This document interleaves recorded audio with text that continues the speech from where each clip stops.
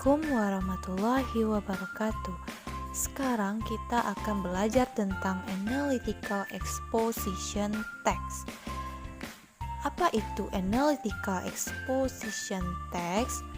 Analytical exposition text is a text that elaborates the writer's idea about the phenomenon surrounding.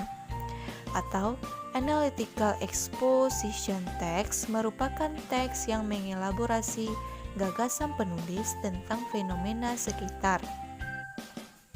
Now, we come to the purpose of analytical exposition text atau tujuan dari teks analytical exposition.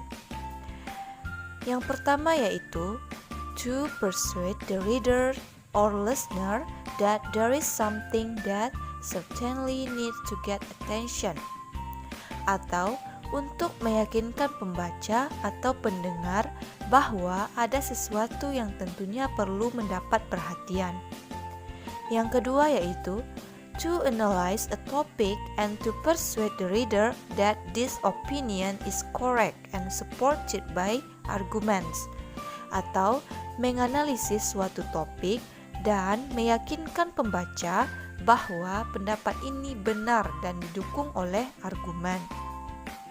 Sekarang kita masuk ke dalam generic structure of analytical exposition text atau struktur dari teks analytical exposition. Yang pertama yaitu thesis. In the thesis, introduce the topic and show speaker or writer's position or outline of the arguments to be presented, atau memperkenalkan topik dan menunjukkan posisi pembicara atau penulis, atau garis besar argumen yang akan disajikan. Yang kedua yaitu arguments. It consists about point that state the main argument and develops and support each point of argument, atau berisi tentang poin yang menyatakan argumen utama dan mengembangkan dan mendukung setiap poin argumen. Yang ketiga yaitu conclusion atau reiteration. In this point, restate speaker or writer's point of view. Pada conclusion atau reiteration berisikan tentang kesimpulan dan pernyataan kembali tentang sudut pandang penulis atau pembicara tentang apa yang mereka bahas terhadap fenomena tersebut. Now we come to the language features of analytical exposition text. Yang pertama yaitu menggunakan present tense. Yang kedua, menggunakan conjunction. Penggunaan conjunction ditujukan untuk menghubungkan argumen satu dengan yang lainnya.